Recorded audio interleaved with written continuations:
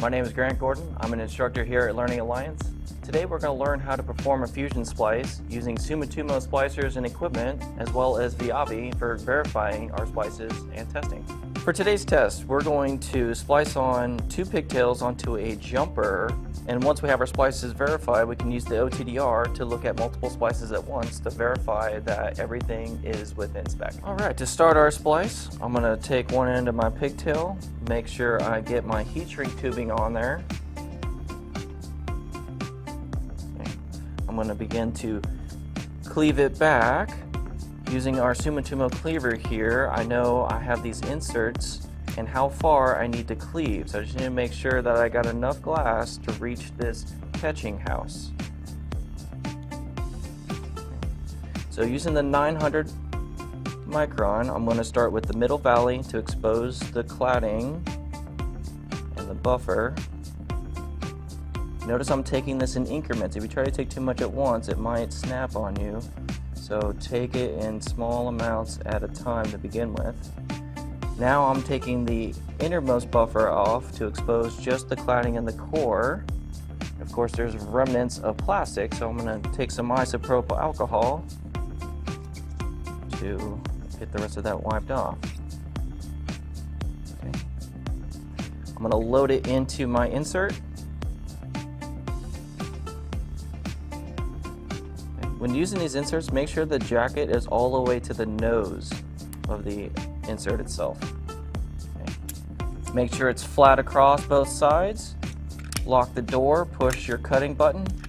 Verify the cut has happened, we're good. Once the cut is performed, I'm going to go ahead and load it straight into the splicer itself. And now I'm going to prep the other side.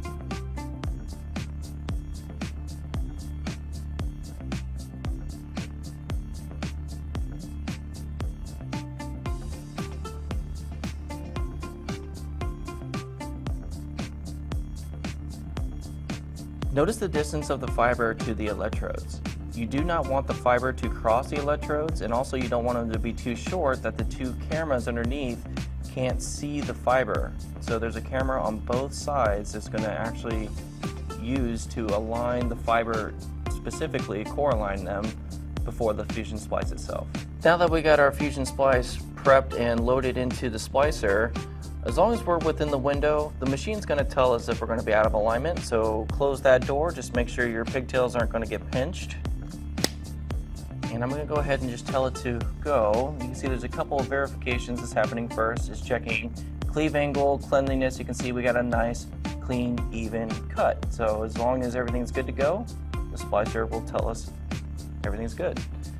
If something is out of spec, it will actually just tell us, hey, there's a failed splice, or hey, you got a right angle cleave, or hey, you need a right alignment adjustment. So the machine will tell us if something isn't exact what it's looking for. Now, 2 things to notice after the splice is I'm looking for estimated loss, which you can see is 0, 0. Now that's saying perfect, but I guarantee we're still going to get some loss, which the VIAVI test equipment will tell us later. I'm also doing a visual inspection of the splice itself. So the splice happened right here in the middle on both windows. I can change this view to look more directly. I actually prefer this top and bottom view. So I don't see any defects on the line. Even though it says everything was good to go, we want to do a visual inspection. So now that we're good, I'm going to move into the heater tray here on the back. So be careful opening the door, as this is still very fragile. You can snap the connection very easily. So I'm going to open up both inserts, get my heat shrink into position. I'm going to just drop it into the heat tray and pull just slightly on both sides to close the door. And I'm going to verify that it's doing the heat right here on the top. Now while that's going ahead and heat, I'm going to start prepping the other pigtail. So now that we've already understand what we're doing here, I'm just going to keep moving. So again, I'm going to expose the buffer, cladding, and core. Take the buffer off, clean it.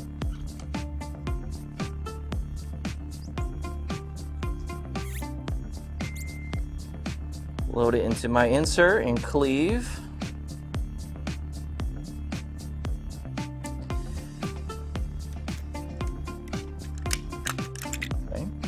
And even though it's heating, I can go ahead and continue on with the splicer.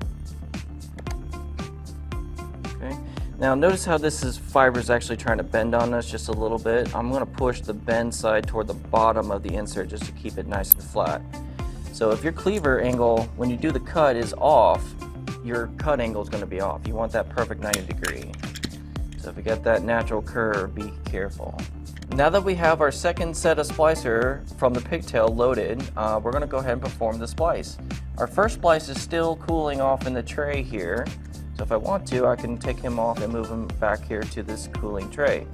Now notice how it's pretty clear right now, so it's still a little warm to the touch. It'll turn back to the opaque color once it is done cooling. So again, just make sure your pigtails aren't going to get pinched by the door. The cameras are going to start checking. Now notice that there is a cleave issue on this right hand side. So this is telling me I need to go and clean it. Sometimes it's just debris. These Sumitomo splicers are actually pretty generous. Let's see if it'll let us go. Okay, so it flashed off some of the dirt. Everything's good to go. So we're going to go ahead and continue. There's the splice. Okay, now we're arc welding together stuff that's smaller than hair.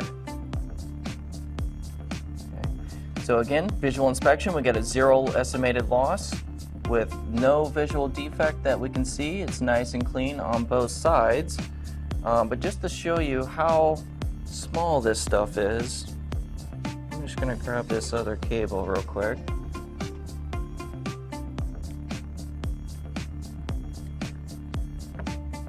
This is essentially what we're looking at per screen. That's how small this stuff is. Precision level, almost smaller than bacteria. This is why using really good equipment, such as VIAVI and Sumitomo, is going to ensure quality. And just like before, I'm going to go ahead and just load this right into the heater. Now notice this particular Sumitomo has 2 heating trays, so I can use both at the same time, and I can splice at the same time. Very versatile. Okay. Just get it preloaded on both sides. Lightly pull. Keep your fusion door shut. Remember those precision microscopic cameras in there. Let's try to keep those clean. There's our heat. Now as soon as this is complete, our initial test setup is now ready to go. Alright, let's take a deeper look into the OTDR and some of the actual uses used in the field. Usually when we're in the field, you're going to have several splice trays loaded with several fibers. So how do we find the particular fiber we need to fix? So if we had a bad splice that we see from the head end, how do we determine the correct line when this thing's loaded upwards of 36 other splices? So before we connect our connector to the OTDR itself, we need to inspect and connect. Contamination on the ends of the fibers are probably the #1 issue with failed installs. So using my microscope, we're going to inspect the end of the connector, and we're going to inspect the port on the OTDR itself to make sure they're nice and clean. Okay, so this is showing green. Everything is nice and clean. Now be careful even during the installation process, because even a simple touch with the finger on the end, you'll notice pretty quickly that it will get very dirty.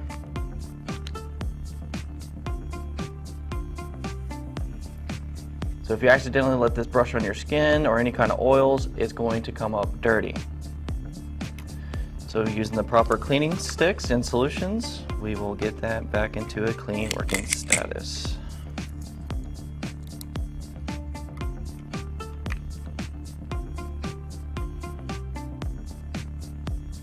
There we go, and we're back to green. Don't forget to check the port on the OTDR itself. We're going to be looking at the APC live. Okay, and we can see the port is good to go ahead and connect our connector.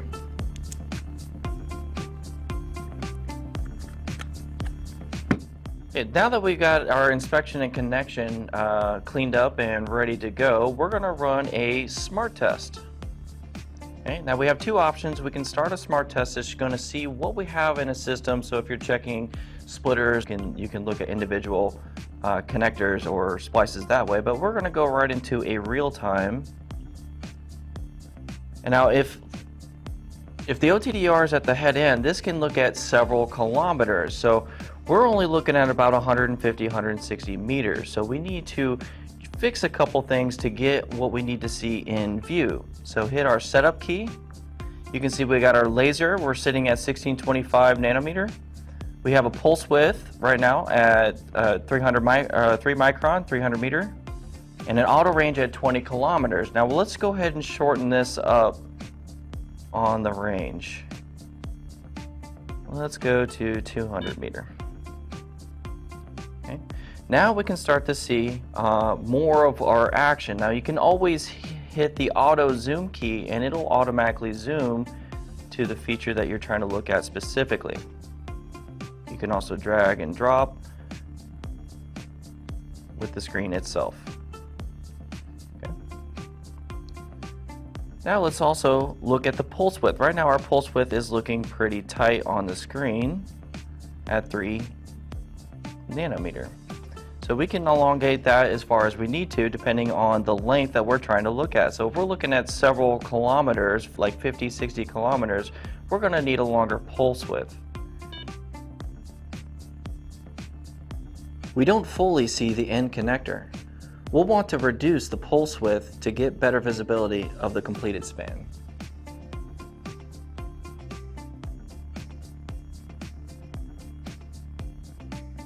Okay. Now we can see our signal is nice and flat. So now the technician 60 kilometers away from the OTDR, they can open up their splice tray and they can start figuring out, okay, well, we're looking for a particular splice that is bad. How do we determine that particular splice? So right now currently the splice is flat, we don't see it, but if I manipulate the fiber in just a way and bend it just a little bit, you can see now we know where that fiber is and that I'm on the correct line. So if you're going through the lines and nothing's changing, that's not the correct line. Keep manipulating the other fibers until you see a change on the system. Now be careful not to overbend this because obviously it's very fragile, and bend radius, it will snap. But you can see now we know we are on the correct line. Okay, now that we've identified the correct splice in the splice tray, we went ahead and cut and re-spliced it to attempt to fix the bad splice. But now before we leave, we should probably rerun the test and not assume that our new splice was good even if the splicer itself is showing the estimate at 0. So while this acquisition's here, we're going to see that we should or should not have a good splice. Oh, it failed. So we can see our new splice actually came up with a fail. So we need to re-splice yet again. Now that we identified that our new splice had actually failed, we went ahead and re-spliced. And again, just like before, even if the splice machine is showing 0 estimate of loss, we can't assume that we don't have any loss at all. So again, we need to rerun the test from the OTDR to look for any loss values or any other reflectance. Okay, now we can see that it actually passed. We don't see the splice at all. It is flat completely. So that is a good sign that we are good to go. So now we can go ahead and load our new splice back into the splice tray and get it back into the enclosure and move on to the next trouble.